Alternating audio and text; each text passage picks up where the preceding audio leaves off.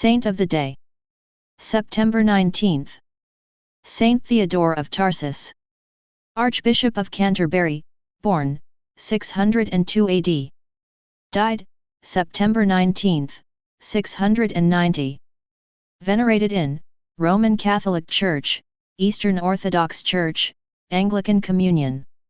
Feast Day, September 19. Saint Theodore of Tarsus was Archbishop of Canterbury from 668 to 690, best known for his reform of the English Church and establishment of a school in Canterbury. Theodore's life can be divided into the time before his arrival in Britain as Archbishop of Canterbury, and his archiepiscopate. Until recently, scholarship on Theodore had focused on only the latter period, since it is attested in Bede's Ecclesiastical History of the English, and also in Stephen of Ripon's Vita Sancti Wilfrithi, whereas no source directly mentions Theodore's earlier activities. However, Michael Lapage and Bernard Bischoff have reconstructed his earlier life based on a study of texts produced by his Canterbury school. Early life. Theodore was of Byzantine Greek descent, born in Tarsus in Cilicia, a Greek-speaking diocese of the Byzantine Empire. Theodore's childhood saw devastating wars between Byzantium and the Persian Sassanid Empire, which resulted in the capture of Antioch, Damascus, and Jerusalem in 613 to 614. Persian forces captured Tarsus when Theodore was 11 or 12 years old, and evidence exists that Theodore had experience of Persian culture. It is most likely that he studied at Antioch, the historic home of a distinctive school of exegesis, of which he was a proponent. Theodore also knew Syrian culture, language, and literature, and may even have traveled to Edessa. Though a Greek could live under Persian rule, the Muslim conquests, which reached Tarsus in 637, certainly drove Theodore from Tarsus. If he did not flee earlier, Theodore would have been 35 years old when he left his birthplace.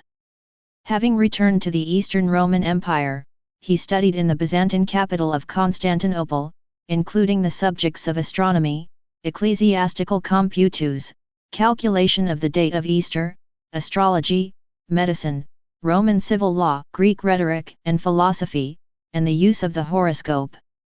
At some time before the 660s, Theodore had traveled west to Rome, where he lived with a community of Eastern monks, probably at the monastery of Saint Anastasius.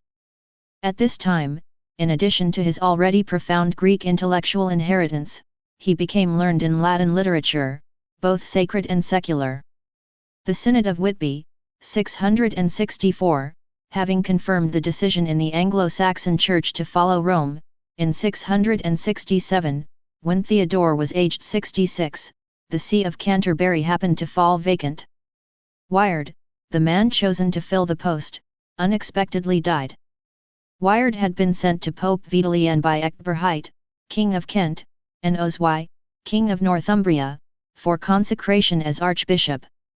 Following Wired's death, Theodore was chosen by Vidalian upon the recommendation of Hadrian, later abbot of St. Peter's, Canterbury. Theodore was consecrated Archbishop of Canterbury in Rome on March 26, 668, and sent to England with Hadrian, arriving on May 27, 669. Archbishop of Canterbury. Theodore conducted a survey of the English Church, appointed various bishops to sees that had lain vacant for some time, and then called the Synod of Hertford, 673, to institute reforms concerning the proper calculation of Easter, episcopal authority, itinerant monks, the regular convening of subsequent synods, marriage and prohibitions of consanguinity, and other matters. He also proposed dividing the large diocese of Northumbria into smaller sections, a policy which brought him into conflict with Wilfrid, who had become Bishop of York in 664. Theodore deposed and expelled Wilfrid in 678, dividing his dioceses in the aftermath.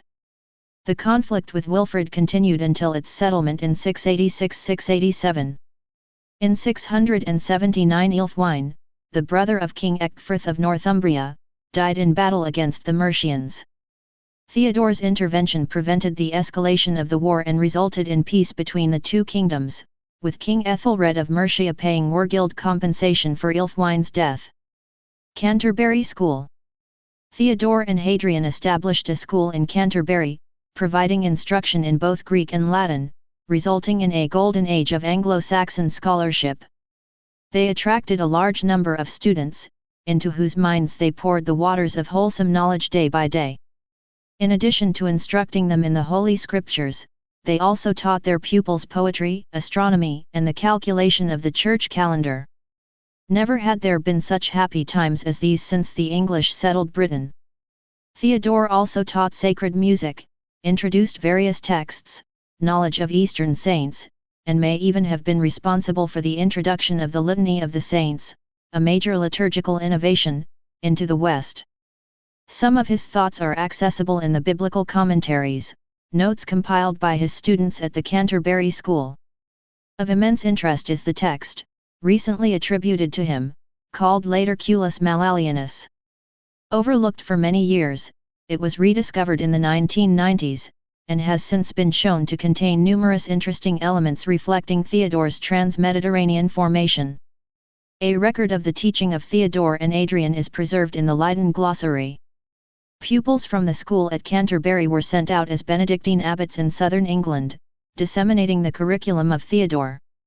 Theodore called other synods, in September 680 at Hatfield, Hertfordshire, confirming English orthodoxy in the monothelite controversy, and circa 684 at Twyford, near Alnwick in Northumbria. Lastly, a penitential composed under his direction is still extant. Theodore died in 690 at the age of 88, having held the archbishopric for 22 years. He was buried in Canterbury at the church known today as St. Augustine's Abbey. At the time of his death it was called St. Peter's Church.